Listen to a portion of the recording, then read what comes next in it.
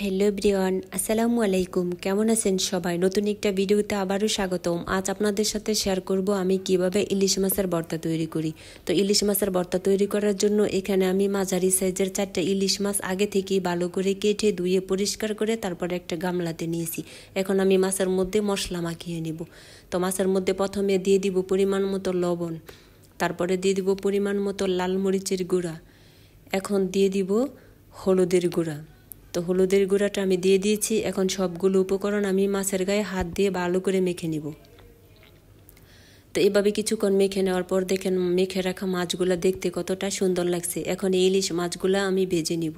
তো ইলিশ মাছগুলো ভেজে নেওয়ার জন্য চুলায় আমি আগে থেকেই একটা কড়াই বসিয়ে দিয়েছিলাম। কড়াইটা গরম হয়ে গেছে। এখন গরম করার মধ্যে আমি দিয়ে দিব পরিমাণ মতো সয়াবিন তেল। তো দেখেন তেলটাও আমি দিয়ে দিয়েছি। এখন 1-1.5 মিনিট সময় নিয়ে আমি তেলটাও গরম করে নিব। তো 1-1.5 মিনিট পরে দেখেন তেলটা গরম হয়ে গেছে। এখন গরম তেলের মধ্যে বিসমিল্লাহ বলে মেখে রাখা ইলিশ মাছগুলো আমি দিয়ে দিব। তো একটা মাছ আমি দিয়ে দিয়েছি, এখন বাকি মাছটাও আমি দিয়ে দিয়েছি। এখন আমি 2 মিনিট সময় নিয়ে মাছের একটা পিঠ ভেজে নিব। তো 2 মিনিট পরে দেখেন মাছের নিচের পিঠটা ভাজা হয়ে গেছে। এখন আমি খুন্তি দিয়ে মাছটা উল্টিয়ে দিব। তো ইলিশ মাছটা কিন্তু বেশি ভাজা যাবে না, বেশি ভাজলে কিন্তু ইলিশ মাছের যে আসল স্বাদ ওইটা পাওয়া যায় না। এজন্য ইলিশ মাছটা একটু কম ভাজলেই সবচেয়ে বেশি ভালো হয়। এখন এই পিঠটাও আমি 2 মিনিট ভেজে নিব। 2 মিনিট পরে দেখেন মাছগুলো ভাজা হয়ে গেছে। এখন আমি খুন্তি দিয়ে মাছগুলো কড়াই থেকে নামিয়ে নিব। তো দেখেন মাছটা আমি নামিয়ে একটা প্লেটের মধ্যে তুলে নিচ্ছি। তো এভাবে করে বাকি মাছটাও আমি কড়াই থেকে নামিয়ে নিব। তো দেখেন এভাবে করে বাকি মাছটাও আমি নামিয়ে নিয়েছি। তো বাদ বাকি মাছগুলোও আমি এই যে একই তেলের মধ্যে আমি ভেজে নিব। তো এই তেলের মধ্যেই আমি বাকি মাছ দুইটাও দিয়ে দিচ্ছি। তো আগের মতো করে এভাবেও আমি 2 মিনিট সময় নিয়ে মাছটা ভেজে নিব। তো 2 মিনিট পরে নিচের পিঠটা হয়ে গেছে। এখন আমি মাছটা উল্টিয়ে দিচ্ছি। দেখেন একটা মাছ উল্টানো হয়ে গেছে। এখন এই মাছটাও আমি উল্টিয়ে 2 মিনিট অপেক্ষা করব।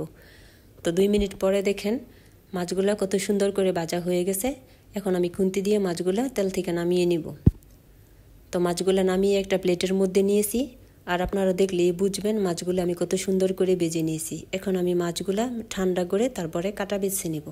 তো কাটা বাছাটা আমি আপনাদেরকে দেখালাম না। আর ভর্তাটা বানানোর জন্য এখানে আমি একটা প্লেটের মধ্যে কিছু উপকরণ নিয়েছি। এখানে আমি 2 রকম পেঁয়াজ নিয়েছি, কুচি করা পেঁয়াজ তেলের সাথে ভেজে নিয়েছি। এখানে কাঁচা পেঁয়াজ কুচি করে নিয়েছি, লবণ, টালামরিচ আর হলো কাটা বাছা যে ইলিশ মাছগুলো সেই মাছগুলা। এখন আমি ভর্তাটা বানাবো, এজন্য এই যে টালামরিচগুলো লবণের সাথে এভাবে হাত দিয়ে ভালো করে ডলে নিচ্ছি। তো মরিচগুলো অনেক মুচমুচে, এই জন্য সহজেই ভেঙে গেছে। আর আপনারা দেখলেই বুঝবেন মরিচটা আমি কেমন আধ ভাঙা করে ভেঙে নিয়েছি। যে দেখেন এখন আমি কাঁচা পেঁয়াজ কুচি আছে না, সেই কুচিগুলানের সাথে এই গুঁড়ো করা মরিচটা এভাবে দিয়ে তারপরে ডলে তারপরে পেঁয়াজটা একটু নরম করে নিব। তো এভাবে কিছুক্ষণ ডলে নেওয়ার পর দেখেন পেঁয়াজটা কতটা নরম হয়ে গেছে। এখন আমি তেলের সাথে ভেজে রাখা পেঁয়াজগুলো এভাবে হাত দিয়ে ভালো করে চটকে একসাথে মিলিয়ে নিব। তো এভাবে কিছুক্ষণ মেখে নেওয়ার পর এই পেঁয়াজ মাখা থেকে মরিচের আর পেঁয়াজের কত সুন্দর একটা গ্রান বের হয়েছে, বলে বোঝানো যাবে না। এখন দিয়ে দিব খাঁটি সরিষার তেল। তো তেলটাও আমি দিয়ে দিচ্ছি। তো এখন দিয়ে দিব ধনেপাতা কুচি। তো আমি এখানে বিলাতি ধনেপাতা দিচ্ছি, আপনারা চাইলে ধনেপাতাও দিতে পারেন, আমার কাছে নাই। এখন কাটা বাছা যে মাছগুলো সেই মাছগুলোও আমি পেঁয়াজ মরিচের সাথে দিয়ে এভাবে হাত দিয়ে কিছুক্ষণ সময় নিয়ে চটকিয়ে তারপরে মেখে নেব। তো এই ভর্তাটা যত বেশি মাখবেন খেতে তত বেশি মজা।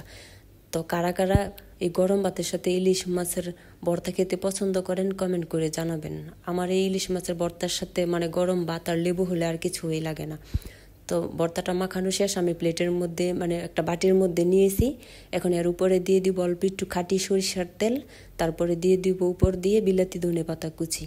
তো দেখেন মাশাআল্লাহ ভর্তাটা দেখতে কতটা সুন্দর লাগছে আর কতটা লোভনীয় হয়েছে। আপনারা এইভাবে ইলিশ মাছের ভর্তা বানিয়ে খাবেন, খেতে অসাধারণ লাগে। তো সব মিলিয়ে আমার ভিডিওটা কেমন হয়েছে কমেন্ট করে জানাবেন। ভিডিওটি যদি ভালো লাগে লাইক কমেন্ট শেয়ার করবেন, চ্যানেলটি সাবস্ক্রাইব করে পাশে থাকবেন। সবাই ভালো থাকবেন, সুস্থ থাকবেন। আজ এই পর্যন্তই, আল্লাহ হাফেজ।